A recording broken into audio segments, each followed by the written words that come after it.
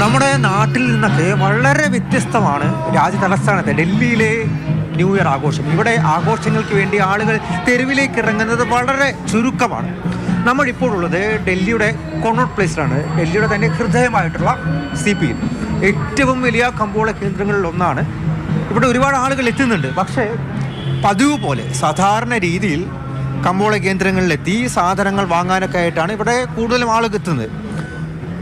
പുതുവത്സര ആഘോഷങ്ങൾക്കായി ആളുകൾ ഏറ്റവും കൂടുതൽ തിരഞ്ഞെടുക്കുന്നത് റെസ്റ്റോ ബാറുകളാണ്. ഇവിടെ ഒരുപാട് റെസ്റ്റോ ബാറുകളുണ്ട്, റെട്രോ കഫേകളുണ്ട്, പബ്ബുകളുണ്ട്, പാർട്ടി കേന്ദ്രങ്ങളുണ്ട്, ഈ മോളുകളും അതുപോലെ ഒരുപാട് കേന്ദ്രങ്ങളുണ്ട്. അതിനകത്താണ് ഡൽഹിക്കാരുടെ പ്രധാനപ്പെട്ട ന്യൂ ഇയർ ആഘോഷങ്ങളെല്ലാം ഉള്ളത്. ടിക്കറ്റ് നിരക്ക് കേട്ട് കഴിഞ്ഞാൽ അത് 1000 മുതൽ മുകളിലോട്ടാണ്. 10,000, 10,500, 15,000, 20,000 എല്ലാം തന്നെയുണ്ട്. അതിന് വേണ്ട എല്ലാ സൗകര്യങ്ങളും അത്തരത്തിലുള്ള ബാറുകൾ, റെസ്റ്റോ ബാറുകളിൽ അതുപോലെ തന്നെ റെട്രോ കഫേകളിൽ ഒരുക്കുന്നു എന്നുള്ളതാണ്. പുറത്ത് വലിയ രീതിയിലുള്ള നിയന്ത്രണങ്ങളുണ്ട്. നമുക്കിപ്പോൾ നോക്കിക്കഴിഞ്ഞാൽ കാണാൻ സാധിക്കും CP തന്നെ ഇതുപോലെ ബാരിക്കേഡുകൾ കെട്ടി അടച്ചിരിക്കുകയാണ്. ഈ CP നമുക്ക് പല സർക്കിളുകളായിട്ട് നമുക്ക് അതിനെ വേർതിരിക്കാം. ഔട്ടർ സർക്കിളുണ്ട്, സെൻട്രൽ സർക്കിളുണ്ട്, ഇന്നർ സർക്കിളുണ്ട്, അങ്ങനെ പല കാര്യങ്ങളുണ്ട്. പുറത്തു നിന്നും അകത്തേക്ക് വാഹനങ്ങൾ വരുന്നത് നിയന്ത്രിച്ചിരിക്കുകയാണ്.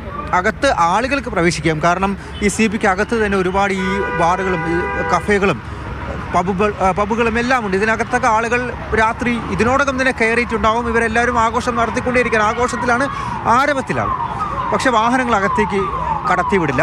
അകത്തുള്ള വാഹനങ്ങൾക്ക് പുറത്തു പോകാം. അതിന് സെപ്പറേറ്റ് ആയിട്ടുള്ള എക്സിറ്റ് പോയിന്റുകളുണ്ട്. പക്ഷേ എല്ലാ എൻട്രി പോയിന്റുകളും അടച്ചിരിക്കുന്നു. വലിയ രീതിയിലുള്ള പോലീസ് വിന്യാസം ഈ ഭാഗത്ത് മുഴുവനുണ്ട്.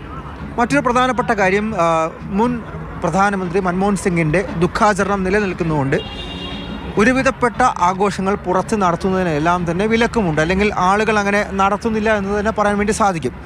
കഴിഞ്ഞ വർഷങ്ങളെ അപേക്ഷിച്ച് തിരക്ക് കുറവാണ് നിലവിൽ ഡൽഹിയിൽ അനുഭവപ്പെട്ടുകൊണ്ടിരിക്കുന്നത്. ആളുകൾ പുറത്തേക്ക് ഇറങ്ങുന്നത് അത് പല കടകളിലേക്കും കമ്പോള കേന്ദ്രങ്ങളിലേക്കും ലക്ഷ്യമിട്ടുകൊണ്ടാണ്. അതിനപ്പുറത്തേക്ക് നോയിഡ, ഗുരുഗ്രാം, CP, ഹൗസ് കാസ് പോലെയുള്ള പ്രധാനപ്പെട്ട ചില പാർട്ടി കേന്ദ്രങ്ങളുണ്ട്. അവിടെ ഈ നിരവധി പബ്ബുകളുണ്ട്, ക്ലബ്ബുകളുണ്ട്.